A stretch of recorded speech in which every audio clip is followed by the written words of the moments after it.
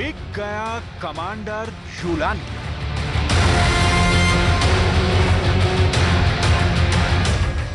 कल तक सीरिया में अमेरिका का 1, 2, 5, 10 या 50 लाख नहीं बल्कि $1 करोड़ का इनामी रहा। कल तक जिस शख्स की तलाश में अमेरिका की सभी एजेंसियां एक्टिव थीं, कल तक जो शख्स हर हाल में अमेरिका को जिंदा या मुर्दा चाहिए था, अमेरिका ने जिसे देखते ही शूट एट साइट का ऑर्डर पास कर दिया था। आज सीरिया का वो कमांडर जुलानी अमेरिका के लिए इनामी नहीं रहा। अमेरिका ने जुलानी को माफ कर दिया है, यानी रातों रात सिर्फ 12 घंटे में सीरिया में बड़ा खेला हो गया है। अमेरिका की ये वो चाल है जिससे उसने सांप भी मार दिया और उसकी लाठी भी सही सलामत है।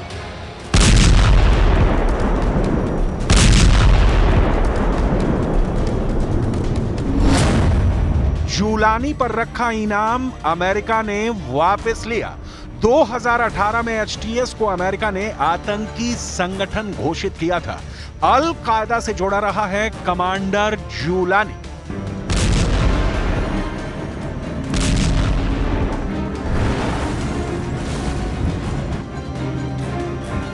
अमेरिका के ईस्टर्न अफेयर्स मामलों के लिए सहायक विदेश मंत्री बारबरा लीफ ने शुक्रवार को इस खबर का औपचारिक ऐलान किया, जब वो और दूसरे अमेरिकी अधिकारी सीरिया की राजधानी दमिश्क में नए सीरियाई प्रशासन के साथ बातचीत करने के लिए गए थे।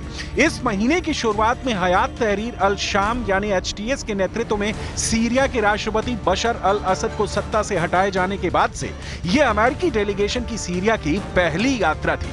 पहले आप देखिए बारबरा लीफ का वो बयान जिसने पूरी दुनिया में तहलका मचा दिया है। अमेरिका ने शुक्रवार की चर्चाओं के दौरान सकारात्मक संदेश देते हुए जुलानी के ऊपर लगाए गए $1 करोड़ के इनाम को हटाने का फैसला किया है। जुलानी और उनके संगठन से यह वादा लिया गया है कि ये अमेरिका के लिए कोई खतरा पैदा नहीं करेंगे। हम सीरियाई नेतृत्व वाली राजनीतिक प्रक्रिया का पूर्ण समर्थन करते हैं, जिसके परिणाम स्वरूप एक समावेशी और प्रतिनिधि सरकार बनेगी जो महिलाओं सहित सभी सीरियाई लोगों और सीरिया के विविध जातीय और धार्मिक समुदायों के अधिकार का सम्मान करती है।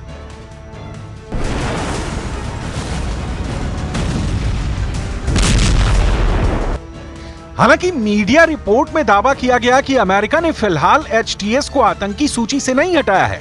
बारबरा लीफ की सीरिया की ये विजिट सीरिया के पूर्व विशेष दूत डैनियल रोबिनस्टीन और बंधक मामलों के लिए अमेरिकी सरकार के मुख्य दूत रोजर कास्ट्रेंस के साथ ऐसे वक्त में हुई है जब पश्चिम देश इस बात पर विचार कर रहे थे कि एचटीएस को आतंकवादी लिस्ट से हटाया जाए या नहीं। तभी अमेरिका ने कमांडर जुलानी के ऊपर से इनाम हटाने का ऐलान कर दिया।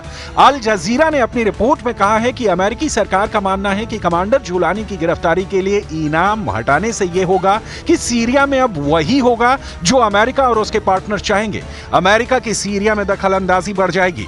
अमेरिका की यह टीम सिर्फ जुलानी के सिर से इनाम हटाने का ऐलान ही नहीं करने गई है, बल्कि उनका एक और मकसद भी है। पत्रकार ऑस्टिन टाइस जो 2012 में गायब हुए थे, उनके बारे में पता लगाना भी अमेरिका के लिए एक अहम मुद्दा है।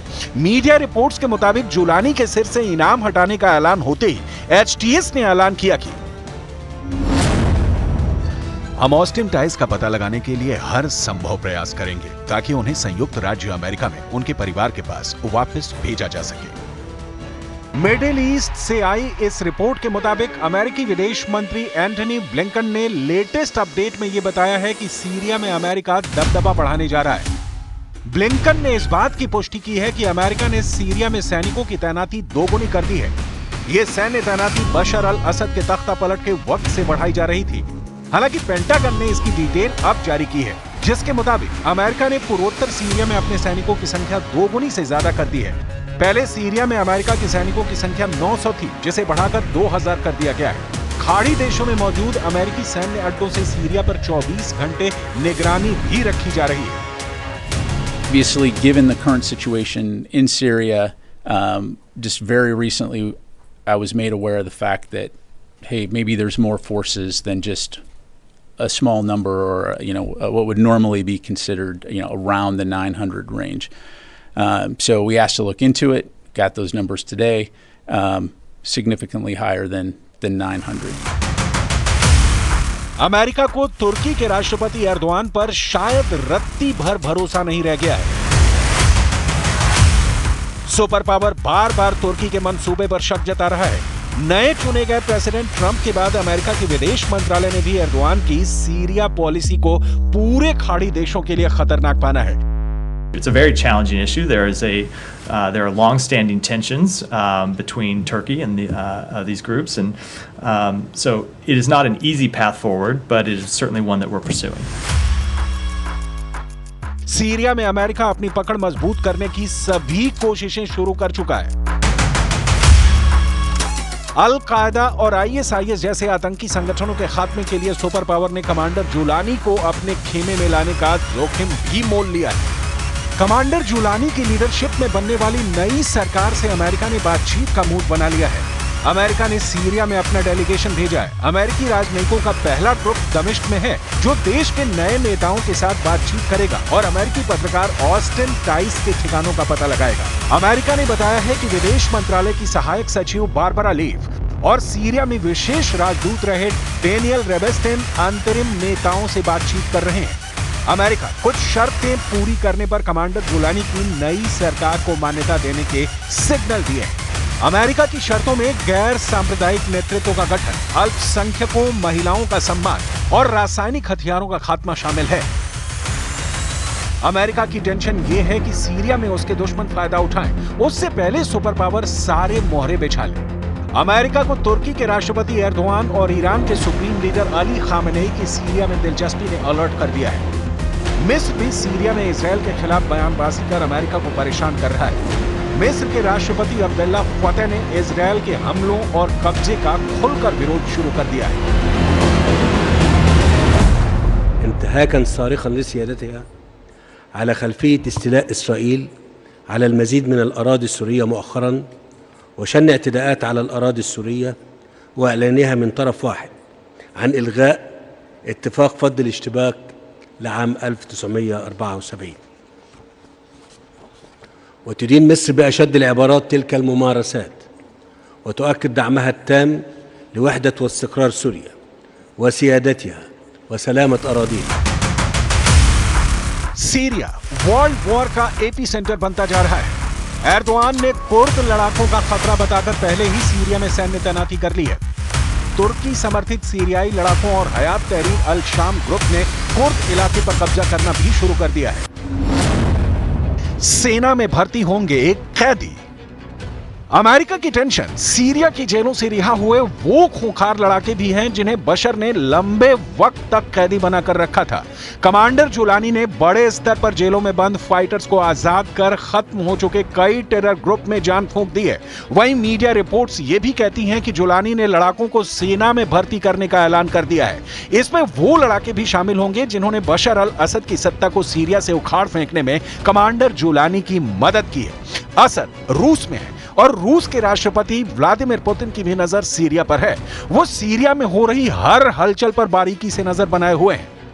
पुतिन का दावा है कि सीरिया से बशर अल असद की सत्ता जाने से सबसे बड़ा फायदा बेंजामिन नेतन्याहू को हुआ है।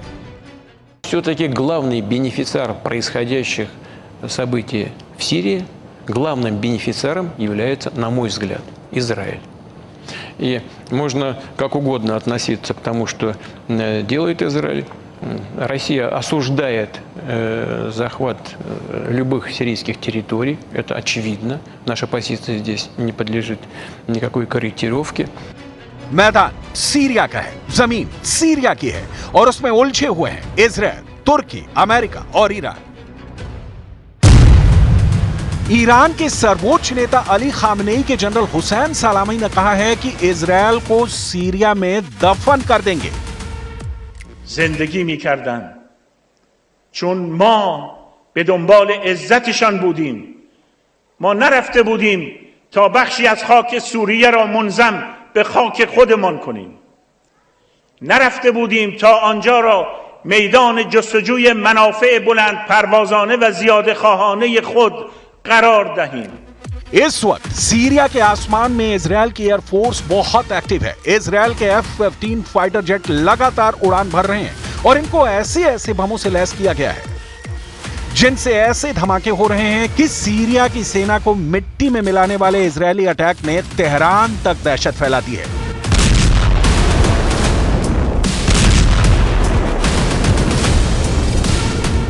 इन हमलों पर जुलानी की भी मुहर लग चुकी है, क्योंकि जुलानी ने ना इसका विरोध किया और ना ही इजरायल से युद्ध करने की ख्वाहिश जाहिर की है, बल्कि ईरान और हिजबुल्लाह को अपना सबसे बड़ा दुश्मन बता दिया है। تخوفات عندهم ان شاء الله، البلد رح تنبني، خوف كان من وجود النظام اليوم زاد الحمد لله، بالعكس البلد رايحه للاعمار ان شاء الله، ورايحه للاستقرار الطويل، تعبت سوريا من الحرب، فهي مو جاهزه ابدا لتدخل في الحروب ولا ناويه تدخل في الحروب اطلاقا، على العكس مصدر الطلب كان فيها هو تواجد ميليشيات الايرانيه وميليشيات حزب الله، ووجود النظام نفسه اللي قام بالمجازر اللي شايفينها اليوم. इजरायल के इन धमाकों के साथ सीरिया में जुलानी का ऐसा तूफान आया कि उस तूफान में ना सिर्फ बशर अल असद की सरकार उड़ी, बल्कि असद की मदद करने वाले पुतिन और खामनेई का मजबूत खूंटा भी उखड़ गया। जुलानी ने सीरिया में ऐसा जाल फैलाया कि इस जाल में फंसे रूस और ईरान की सेना को सीरिया से भागना पड़ा। जुलानी का जाल बुनने वाले तुर्की और इजरायल इस वक्त बहुत खुश हैं। जुलानी का जाल इतना मजबूत बताया जा रहा है जिसकी जद में अब कई और अरब देश भी आ सकते हैं। डर है कि इसमें जॉर्डन के राजा किंग अब्दुल्ला भी फंस जाएं और जुलानी का अगला टारगेट जॉर्डन बन सकता है। खौफ सऊदी अरब में भी बढ़ चुका है। यही वजह है कि सीरिया में तख्ता पलट से पहले सऊदी अरब के क्राउन प्रिंस ने बशर अल असद की तरफदारी में कई बातें भी कही थी।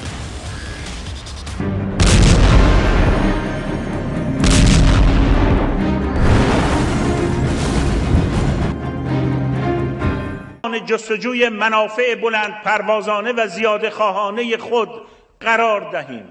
ما رفته بودیم تا اجازه ندهیم عزت مسلمانان تخریب شود. به محض اینکه نظام سوریه سقوط کرد دیدید چه اتفاقات ناگواری در حال رخ. सवाल ईरान पर भी है। आखिर जिस ऑपरेशन ट्रू प्रॉमिस को दोहराने की वो बार बार वार्निंग दे रहा है, उसका क्या हुआ? खामेनेई और उनके जनरल इस बात से बहुत ज्यादा बेचैन हैं कि सीरिया उनके हाथ से निकल गया। बशर अल असद की सरकार ढह गई और अब उस जुलानी का सीरिया पर कब्जा हो चुका है, जो कभी ISIS और अल कायदा का टॉप का आतंकी था। और अब इजरायल तुर्की और अमेरिका के इशारों पर खेलना शुरू कर दिया है। नेतन्याहू ईरान के इस दावे की तरफ इशारा भी कर चुके हैं। هرچه جنایت کنید پر انگیزه تر میشه، هرچه با اونها بجنگید گسترده تر میشه و من به شما عرض میکنم به حول قوه الهی گستره مقاومت ईरान बशर अल असद की सत्ता को उखाड़ फेंकने को इजरायल और अमेरिका की साजिश बता रहा है, तो न्यूज 18 इंडिया के स्टूडियो में आए भारत में इजरायल के राजदूत ने कहा कि इजरायल ने दुनिया को खतरे से बचाया क्योंकि उन्होंने सीरिया में केमिकल और बायोलॉजिकल हथियारों को नष्ट किया। जो असद के लड़ाकों के पास होते तो दुनिया खतरे में आ जाती। अब आपसे सीरिया के बारे में बात करेंगे, जुलानी के बारे में। How much threat does Jolani pose to Israel in Syria? Well, that's something that we still have to figure out. Okay. There's no doubt that there are many radical groups in Syria. Syria for many years has been very dangerous towards Israel because it has been accumulating weapons of mass destruction, including chemicals. Khamenei जानते हैं कि अब Netanyahu ने Iran के साथ mind game खेलना शुरू कर दिया है। सीरिया के बाद नेतन्याहू ने खामेनेई का तख्ता पलट करने का सिग्नल दे दिया है। नेतन्याहू के सिग्नल ने ईरान में ट्रिगर दबा दिया है। खामेनेई अपने जनरलों और सलाहकारों के साथ लगातार मीटिंग पर मीटिंग कर रहे हैं।